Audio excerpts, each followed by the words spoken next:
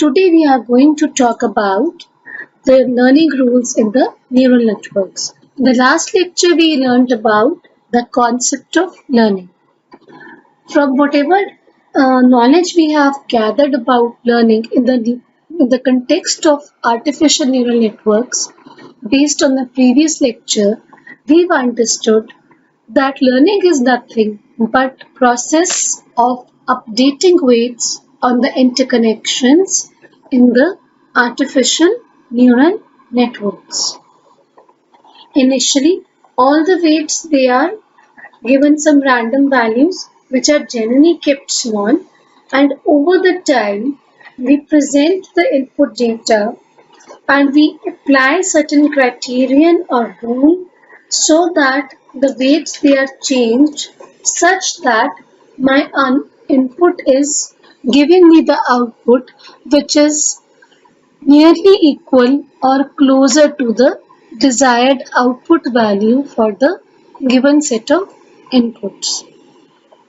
So in short, I can say my learning rule is applied to my neural network to change or modify the weights so as to achieve the desired output.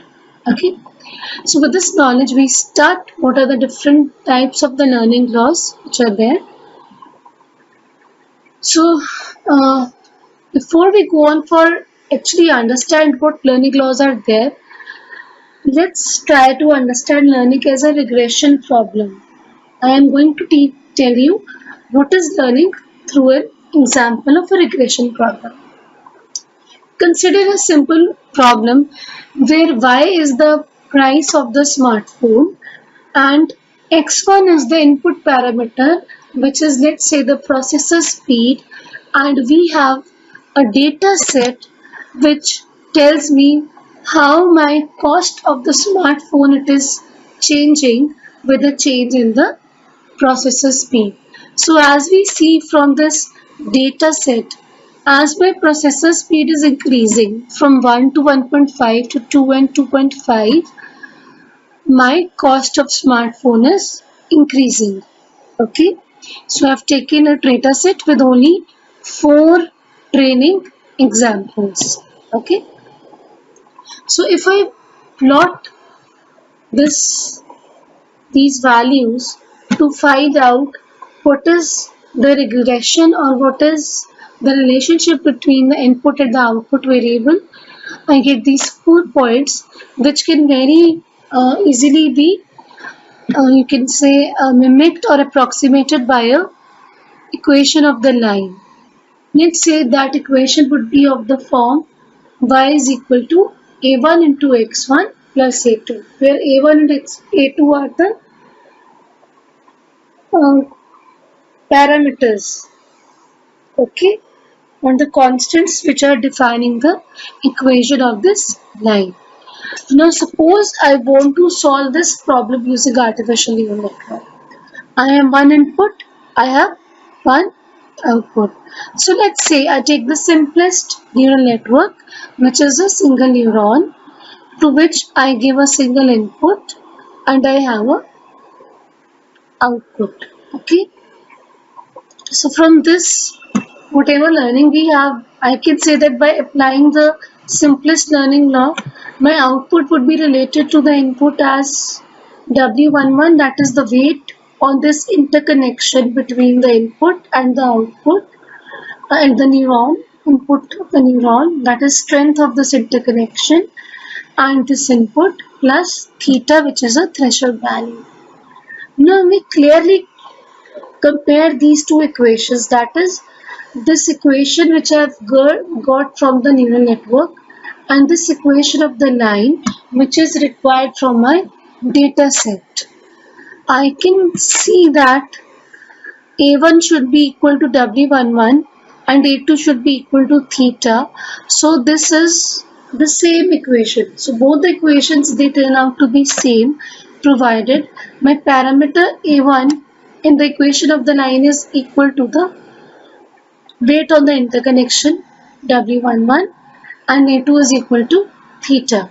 So from this I can easily say that Identifying this equation of hyperplane based on the training data and adjusting the weights of the neural network to form this line is called learning. So what is my process of learning is, I know that there is some function which approximates this relationship between the input and the output.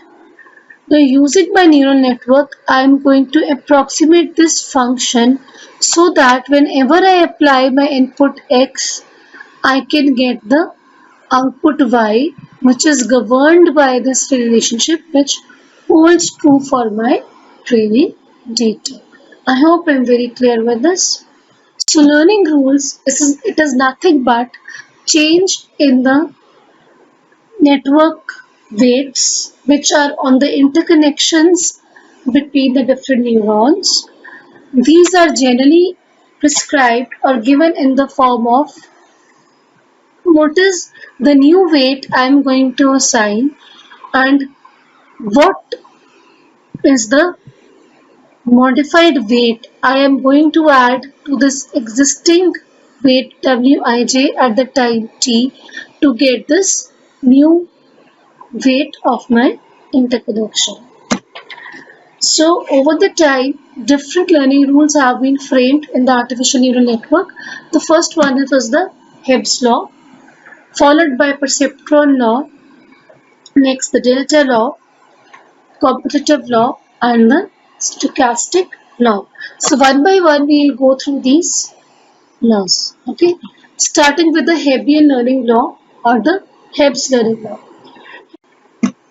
So Hebb's learning law, it is the oldest learning law in which the change in the weight is actually proportional to the input data plus the output signal of the concerned unit.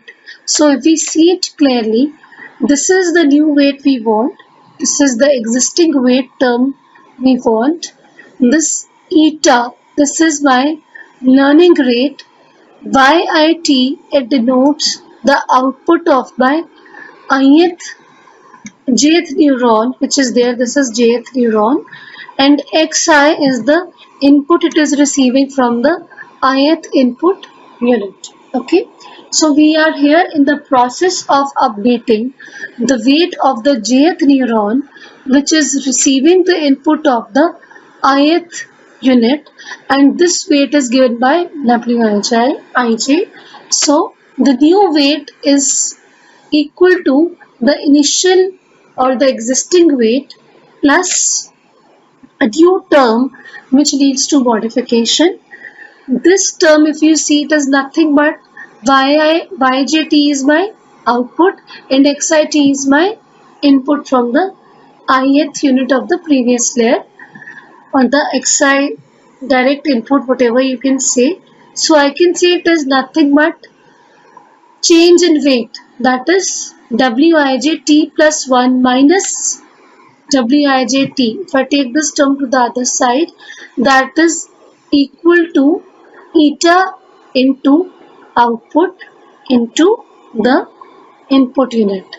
So I can just say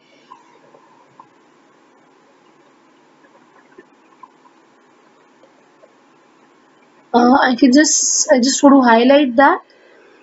So this is by output. Okay, and this is my input which is coming from the previous layer unit or directly from some input which is applied.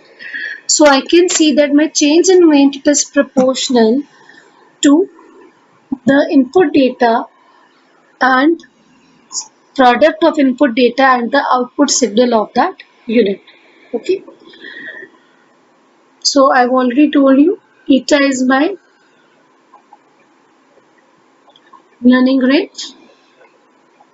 So this is my change in the weight term, and then normal variation of the learning rate is between 0 and 1. Okay, though it is kept to small values closer to 1. Okay, so this requires, now Hebb's rule, it is unsupervised learning because there is no desired or the target output we are having. It is used in the feed-forward networks. It requires by weights to be initially assigned to the small random values. Plus, otherwise it works fine, but it may not always guarantee you convergence because there is no guidance as such, and it needs some modification if my input and output both they are having the same sign, and if my change of weight is always positive, that is my new weight is constantly increasing, it means I am not on the right track of learning, and some change it needs to be introduced, some modification in the weights is required to get the convergence. Okay, so this is my Kemp's learning law. Next we come to is perceptual learning law. We have already talked about the perceptron neuron model. So perceptron learning law was given along with that perceptron model which governs the learning in the neuron perceptron. So typically this tells that by new weight that depends upon the previous weight plus a term which depends upon the error between the desired output and the actual output and my the input. So basically here I can say is that by change so this term is nothing but it is my error term, that is E J for the JH unit, and this is nothing but my input. Okay, so here my weight change will depend upon what? There is a learning parameter which is definitely going to exist. Again, just like Hebbian rule, it is going to have the value between 0 and 1. There is a target output which is available, and there is actual output yj which is received. So error is computed for the each jth neuron, and that is going to be by guidance for weight updation.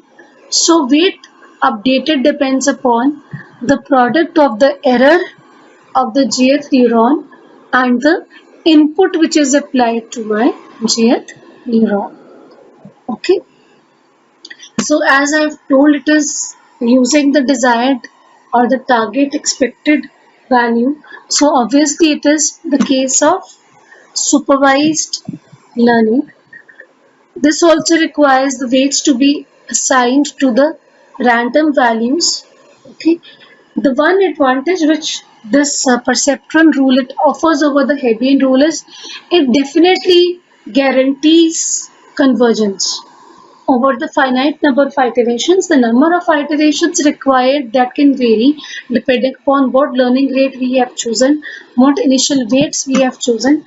So we need not be so very particular about the initialization of weights to very small values, and even it is not very critical to the learning rate, that is eta, because ultimately we know that we are going to get the convergence or the desired value where my error reduces to 0. Okay, convergence is what?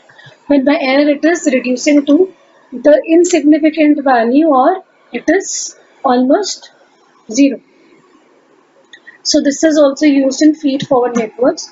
Now coming of perceptron law was a very big change in the this history of artificial neural networks, because with this we formed the basis of few modifications which were offered to the perceptron law. Now, as I told you when we were studying the models, that when the perceptron law was introduced by Rosenblatt in 1958, and this law was given around in 1969, McKinsey and Pepperit, they talked about the non-linearity, that this perceptron learning law will not be able to capture the non-linear problems. So this led to the modifications of this perceptron learning law over the years, and we formed we got some of the modified learning rules, that is the delta learning rule, the least mean square learning rule, which are the basis of most of the algorithms which are used in artificial neural networks in today's applications. Okay, so now we will talk about delta learning law. Delta learning law, actually it is modification of perceptron law. It is also known as the continuous perceptron learning law. It is used for supervised learning law. So that means we need to have the target outputs and there is error which is computed and which will guide the learning. Okay. So another major difference from the perceptual learning law is that it works well for any differentiable output function. That is why it is known as continuous perceptual learning law, because only a continuous function can be differentiable. Okay, a special form of it is also known as the linear least mean square. Sorry, it is least mean square learning law.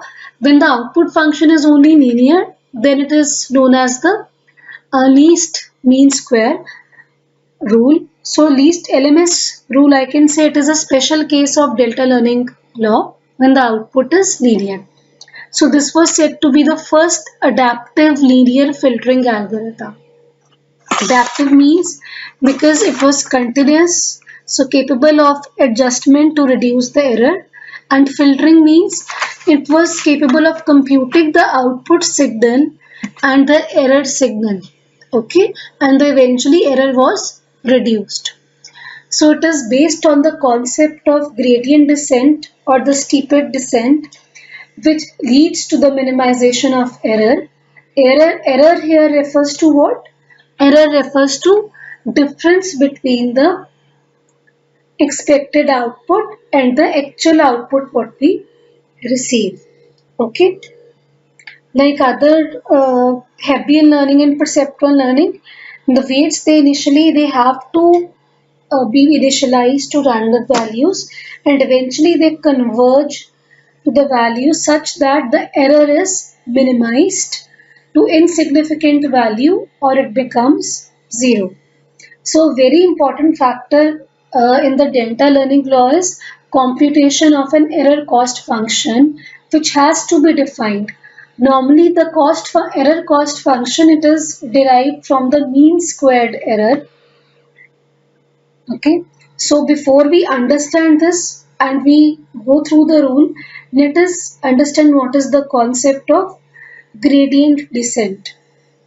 Now when I say gradient descent, gradient means slope.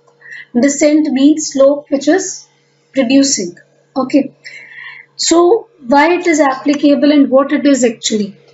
To understand the concept of gradient descent, we will revisit the example of the linear regression example we took, in which the prices of the smartphone they are varying with the processor speed. Okay, so in this I again talk about my equation. The output, it depends upon the input through this linear relationship, which can be equated in the terms of artificial neural network as W11 x1 plus theta. And I can further tell that this is some function of x1. Let it be denoted by hx1. Okay, so what is our attempt in the learning is to get this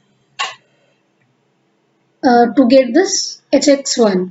Okay, so since I'm talking about supervised learning, so it means there has to be some expected or the desired output. That desired output is y for our training set, that is capital Y what we are having. So we need to identify, the problem is we need to identify the variables a1 and a2 such that we are able to approximate hx1, the function we are having, with the actual output or the desired output y based on our training on the data set. And the error which is computed is y minus hx. So this is my guiding thing which will help me in the process of learning. So based on this error, I defined the mean squared error, which is given by this term. So n here stands for number of training samples or number of the input patterns which have been applied. Okay, so it is averaged over all. If it is a single pattern, it means it would be 1 by 2 of HA x1 minus y square. Okay, so I need to minimize this cost function, and for this I need to identify the values of A1, A2. So this is actually my problem.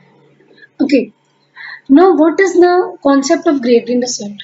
Now based on this error cost function, I can define the error surface such that here it is now I have two variables A1 and A2 which I need to identify, and there is one output which is depending upon that is W. So I can say that if I plot the error surface, okay, or my error as a function of A1 and A2, it will be a 3D plot which should look like this bowl shaped plot, and the minimum point of this where the energy is minimum is this point, okay, which is at the bottom which is at the lowest point of this bowl shaped graph. Now if I take this as a planar graph, this can be mapped to a contour between the variables A1 and A2. Okay, so contour is nothing but it is the 3D plot mapped in the terms of the two variables A1 and A2. So on this axis I can have A1, and this axis I can have A2. So as a planar reflection or the planar adaptation of this 3D plot, I can have this 2D contour plot. Now what is the significance of this contour plot? The central point will correspond to this point of minimum energy. Okay, and what is my energy? That is the error cost function what I am talking about. Okay, so my error has to be minimized, for which I need to identify the values of A1 and A2 such that at this point, let this point be P. So I want to identify this point P and find the values of A1 and A2 corresponding to this point from this 3D plot or from this contour plot. So in contour, this point P is same as this point in the center of the elliptical contours or the error surfaces. On the entire contour, that is this whole circle or this whole ellipse, on the entire ellipse, all the points they will have the same energy. So for all the values of A1, A2 which fall on this error surface, the error energy would be same. It would be constant. Okay. So in my attempt to minimize the cost function, I want to reach, I can be randomly starting from this point, or let's say on this point on the 3D plot or in the contour point here. Eventually my aim is to come to this point P, or in the contour plot I want to go with a weight adjustment such that I am able to reach the point P, which is at the center of this plot. To make this thing simpler, I can take a plot of one variable at a time, net error energy function. So I'm trying to minimize it and identify this point where it is getting its minimum value. So in the terms of individual parameter, I want to find as a 2D plot this value where it is minimum. And we know that in the terms of differential, the point of maximas and minimas, they are approximated by differential is equal to 0 at the point of minimum value. Okay, so same is the logic which is used in the steepest descent or the gradient descent. This means that I can be at any point on my error surface. If this is my error surface with respect to a single parameter A1, if I am at this point or at this point shown in blue, I should eventually work in that direction such that I reach this point where the differential of this error surface, it is reduced to 0. It becomes 0. So the point where the differential is 0, that is my point of minimum energy or the cost function which is involved. Okay, so this is the concept of gradient descent. So one way of achieving this minimization of the cost function is gradient descent. It is quite helpful, especially if we have more number of parameters or we have large training sets. So that is why it is a preferred method rather than following the simple regression analysis or the linear regression method. Okay. So this implies that using the gradient descent, we start with a random point on the error surface and gradually we move towards the point where this cost function value it minimizes, and at that minimum point the differential has to be 0. So to find the minimum, we have to we assume that function is continuous and we are able to differentiate it. So how do we move towards this point of minimum energy surfaces? Using the small step size, which is called your learning rate, that may be denoted by alpha or eta. Popularly it is denoted by eta. At least in our discussions, eta will denote the learning rate, but few books they may refer the learning rate as alpha also, so be careful on that. Okay, so eta is measure of the step in which we are moving from one point towards another, such that our direction of learning is to move towards point of minimum value of the cost function. Okay, so this gives me the adaptation of the parameter rule based on the gradient descent, which says that this is my parameter. J can be 1. In my equation, J could be 1 or 2. So for any parameter, using the gradient descent, I can eventually move to the point of minimum energy using this rule, where alpha is my learning rate and I need to find the differential of the error surface with respect to this parameter. So based on this, I can derive my weight, my error surface and update my weights such that my weight it will change the direction so as to minimize the error. So let's say applying the gradient descent to the neural network, consider the ith input vector. Okay, let's say I have L vectors which are available with me, and out of those L training patterns I am applying the ith pattern, and I am having how many input variables? N input variables are there, and corresponding to this I will have an output, actual output, which is denoted by yi. Okay, so yi is computed to be simply as a product of the weight and the input which is applied.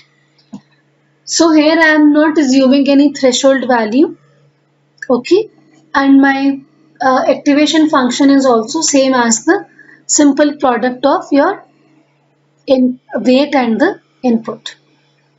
Okay, so once I am able to get my output yi, I can compute the error, where di denotes by what? It is the desired value for the ith sample or the ith training pattern which I have applied. So once I compute the error function, I can define the cost function, which is generalized for nth pattern to 1 by 2 of e square by n. Now if I differentiate this error surface with respect to the weight vector, I will get this value where I will get en and differential of en with respect to the weight vector. Okay, so this differential of the error surface with respect to the weight is denoted by Gn or the gradient, and it is simply equated to as by applying the definition. I have done nothing but I am applying the definition here. Okay, so what we are doing is How do we achieve it? From this I have got this. Now I put the value of En is equal to di minus yi. Okay. So di is fixed. It is going to be the constant. And yi what I have got is product of weight into the input. So using this value of yi put in the equation 2 and using this value of E error here in this equation 4th, I can compute my gradient to be minus xn into En. I hope you get it. So what I have put my En is equal to d, which is constant, error minus, so I have generalized it for nth sample, so I put as yn. So I can say it is nothing but differential of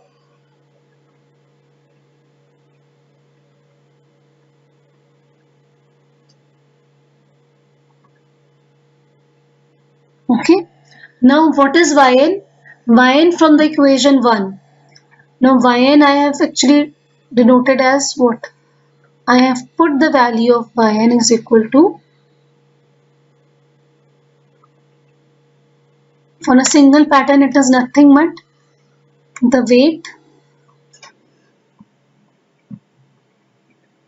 into the input.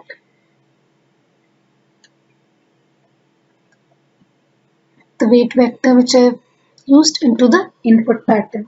So using this value, when I find a differential of this d, that is the desired output or the actual output is constant, so this will become 0. And when I use this value, what I'll remain with is xn. En I'm already having, so what I get is xn into En. Okay. So this is my gradient, surface of the gradient. So using this, I can derive my change in the weight or my updated weight to be changed as old weight minus eta into Gn. So here you see this value negative. Normally all the previous rules which we have been using, it was a positive sign with the learning rate, but here it is a negative sign. So negative denotes that it is in the opposite direction so as to reduce the error. Okay, so my weights are changing in the direction opposite to my cost function so that my cost function is reduced. So this can be framed as a learning rule where my new weight between for a jth neuron in the output layer will be updated as the previous weight plus the gradient plus the learning rate into xin into Ejn. That is the error of the jth neuron and the input coming from the ith unit of the previous layer or from the input. Now why the sign is turned positive here? For this you kindly refer to the last slide. Gn is equal to minus xn into En. So when I put this value, it was minus Gn. So when Gn is replaced by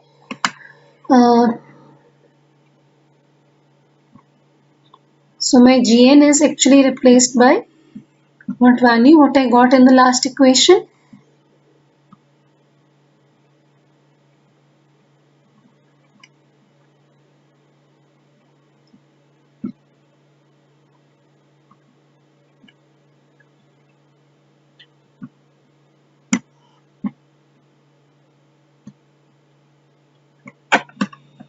Okay. So this minus and this minus, they will become positive and G8 will be replaced by Xn into En. So I can say that my change in weight is proportional to the product of the input which is coming to the jth neuron and the error which is there at the jth neuron. Now this is called delta. Delta stands for gradient operation or the differentiation operation. So it is called the delta learning law because Gn is derived from the gradient of the error surface or the cost function which is there. So I can say that my output is actually proportional to, or my change in the output in the weight is proportional to the negative gradient of the error surface. Okay, from this, and this can further be simplified to this learning rule known as the delta learning rule. Okay, so it is known as continuous perceptron law. This I already told in the beginning. And if my output is, this is also known as Woodrow-Hoff rule, and if my output is linear, this is referred to as a least mean square learning law. So, talking about the few good points about this, one very good advantage of this delta learning law is it has a linear computational complexity. Okay. Next, it is simple and easy. Third, it is robust to the external disturbances. That is, even if my weight is randomly initialized or disturbed, okay, then also it has the ability to come to the convergence or the minimum energy point, and it is independent of the model of the neuron which is being used. So it always gives us the optimal solution irrespective of what my initial weight initialization is. So convergence is guaranteed in case of delta learning law. So here I can say that the inverse of the learning rate is acting as a memory. So it is using a concept of memory where 1 by eta, that is kind of serving a memory. So if eta is smaller, more is the memory of the past value. It means if my learning rate is small, it means my dependence of the updated weight on the previous values which are there, it is more. Okay, but if my eta is high, my dependence of the updated weight on the previous value is less. So it is a kind of use, you can say it involves a component of past knowledge of the network or the inputs which were applied. It is random in nature because randomly you start with any point on the error surface, and it is randomly guided based on the values of learning rate, and eventually we are able to come to an optimal solution of the minimum point. Okay, it gives us the instantaneous estimate of the weight vector at any stage. So at any stage, even before converging, we are getting some value which is a reduced value than the point from where we started. Okay, but it has certain limitations. It is having a slow rate of convergence, which becomes a problem for increased dimensionality of the problem. So as the number of inputs they are increasing, so it becomes little cumbersome, and the learning rate, the rate of convergence, it becomes little less. Moreover, it is quite sensitive to the variation in the learning rate and the structure of the input. So that is one problem. So if I have a one-dimensional input, it is good. So if my input is a 2D values, 2D matrix or a 3D matrix of problems, that is, instead of a single input vector, I am using a matrix of inputs, then it becomes quite complex. So these are the limitations, but overall this was one of the major stepping stones in the success of artificial neural networks. Next, I will just like to revisit our perceptron and Endelin concept, because now we have an understanding, so we can differentiate it better. So in both cases, both are the cases of supervised learning. Both are using the desired output value, but in case of perceptron, the value we compute of the output after application of activation function or the thresholding function is being used for weight updation, as we can see here.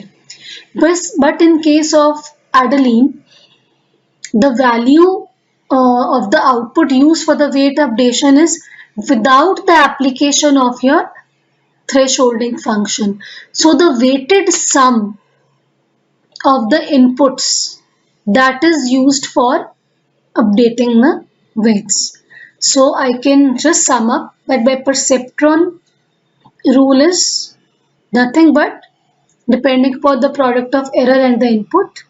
So where error is computed with respect to the output after application of thresholding function, whereas in case of Adeline, my error is computed from the term which is derived by multiplication or the weighted sum of all the inputs, that is Wij into Xi. So this was all about your perceptron and Adeline and the gradient descent and delta learning law. Next we move to is the competitive learning law. Competitive learning law is another law which was based on the concept of unsupervised learning, and it is also known as the winner take all learning. So in this case we have two types of connections. There are inhibitory connections and there are excitatory connections. So unlike the Hebbian learning, where the input pattern, if applied, it used to excite all the neurons in the output layer, in case of the competitive learning, all the neurons in the output layer, they are not excited. Only one single output unit will become the winner and it will inhibit all its neighbors or the other neurons in the output layer.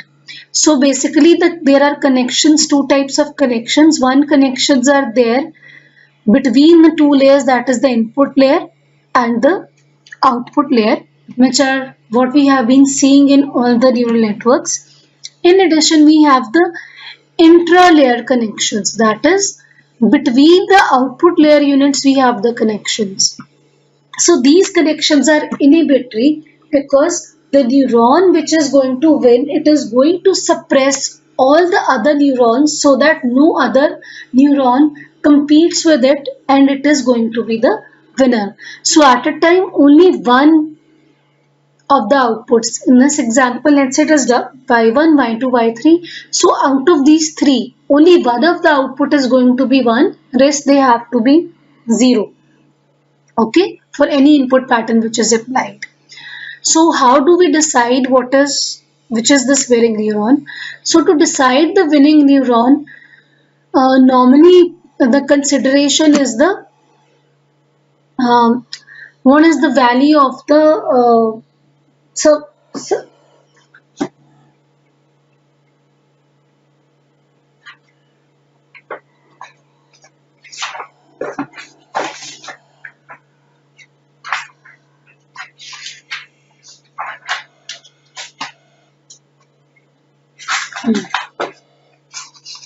to identify the winning neuron, the consideration is taken to be which neuron has the largest induced local field. That is, every neuron is going to have, because there is a potential within the neuron, so it will have some induced field around it.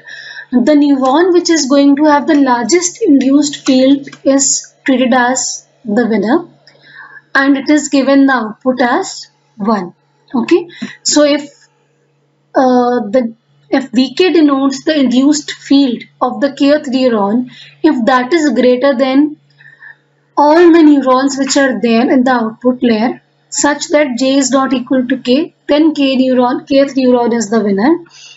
Once the winner is identified, we can now update our weight to be given as, sorry, the equal to is missing here. So the weight is updated to be as proportional to the input minus the weight connection between the input and the winning neuron. Okay. So here the learning takes place only if there is a postsynaptic signal. So this is my postsynaptic signal. So it means learning is not weight updation. So weight updation will only take place if by yk for the particular kth neuron is equal to 1. So if there is a post synaptic signal, it is existing, it is a non-zero value, only then that particular weight change for that particular neuron takes place. So this is my competitive learning law. And in the last we come to as the stochastic learning law. Stochastic learning law, it is based on the probabilistic function of learning. It involves the adjustment of weights of the neural network in the probabilistic manner. So some probability law or some stochastic law has to be there which governs the learning in such neural networks. Normally the learning is characterized by an energy function which is given as this. Okay. So this is the weight, this is by jth neuron. We are talking about edxi is the input which is coming to this jth neuron. Okay. So Boltzmann machines, Cauchy's machines, these are the common examples of the stochastic learning law. The error for a network is a positive scalar field which is defined in the terms of the external input, the desired output, and the weights connecting to the units. Okay. So in the learning process, a random weight change is made and the resulting change in the error is determined. If the resulting error is lower, then that weight change is accepted. If that weight change is leading to the increase in error, then that particular change in the weight is discarded. So we will not go into the too much of details of stochastic learning. We should just understand it is based on some probabilistic law. It makes use of some energy function E which is governed by this. Okay. Here xi is the state of the neuron. So there is those self-feedback loops which are there. I can never be equal to j in this case. And the strategy is to randomly disturb the weights, okay, on the application of the input. If those weights they lead to increase in the error, then the weight change is discarded. If they lead to decrease in the error, they are accepted. So with this we come to the end of the learning laws. I hope you are clear about what are the common learning laws.